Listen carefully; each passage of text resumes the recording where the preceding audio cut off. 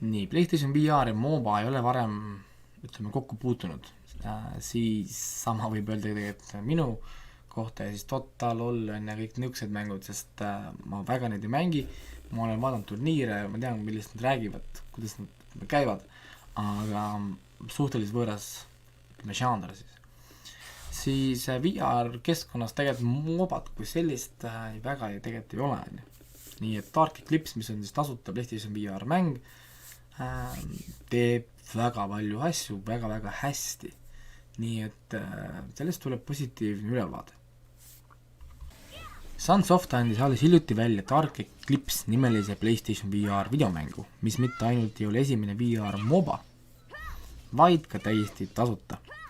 Žanr ise on ääretult populaarne, kuhu kuuluvad ka maailma suurimad e-spordi nimed League of Legends ja Dota 2. Alguses oli natukene raske ette kujutada, et kuidas see võiks VR-keskkonnas toimida, kuid juba paari minutiga muutub kõik tegevus loomulikuks. Üllatavad ilusa graafikaga Dark Eclipse kasutab vähe erinevaid nuppe ning tundub unikaalne ka kogenud mängurile nagu mina. Taaskord leian, et asi toimib paremini Move mängupuldiga, kuna enamus mängust on keskkonna manipuleerimine ja enda karakterite ringi tõstmine.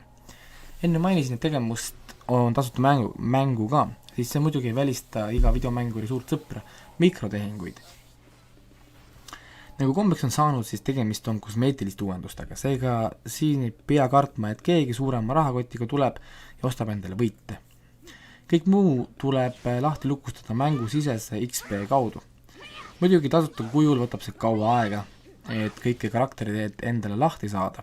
Seega ütleksin, et siin võib vabalt osta mõne tasulise versiooni, mis tuleb juba kõikide karakteritega koos.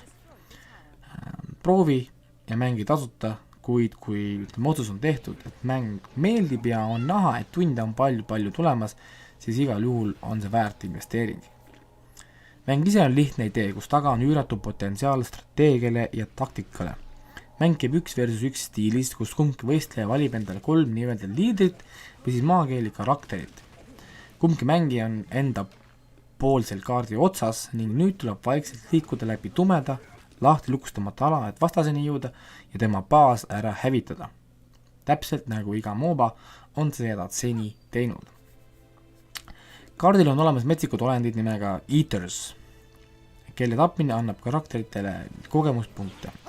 Nende suurused ja tugevused on erinevad ning vahel ilmub mõni eriliselt suur ja massiivne, kes lihtsalt jookseb ja hävitab kõik, mida ta näeb.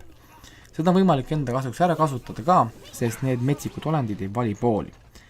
Siit läheb natukene keerulisemaks. Kaardil on olemas ka väikesed lillat värv asukohad, kuhu saab asju ehitada. Olenevalt tüübist on igal ehitusel eraldi roll, seega kõik sõltub mängija soovidest.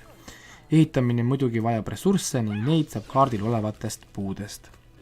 Mäng siiski ei ole ainult 3 karakterit 3 vastu, vaid pigem nagu 9 versus 9, sest igal liidril on kaasas 2 tunduvalt nõrgemat kaaslast.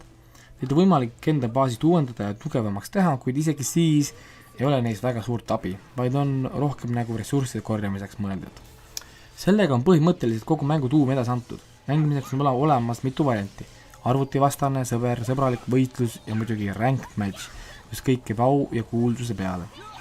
Olles ise MOBA žanriga kui mängur suhteliselt võõras, siis pidin omajagu harjutama arvuti vastu, et suudaksin üldse adekvaatselt mängida. Kuid koheselt, kui inimese vastu asusin tegema, en tuttavaks ka karmi reaalsusega, et MOBA ei ole minu jaoks. Ajastamine, kiirus, tempo, strateegia ja veel palju asju on vaja, et siin edukas olla ning see võtab kaua aega. Asi, mida mul kahjuks ei ole.